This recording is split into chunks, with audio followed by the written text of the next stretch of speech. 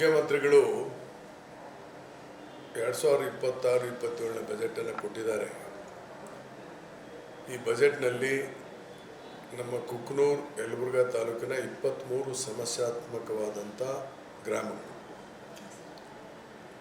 ಅದು ಬನ್ನಿಕೊಪ್ಪದಿಂದ up to ಕರ್ಮುಡಿವರೆಗೆ ಏನು ಈ ಕಪ್ಪು ಭೂಮಿ ಪ್ರದೇಶದ ಇದರಲ್ಲಿದೆ, ಅವಕ್ಕೆ ಸರಿಯಾದಂಥ ಕುಡಿಯೋ ನೀರಿಲ್ಲ.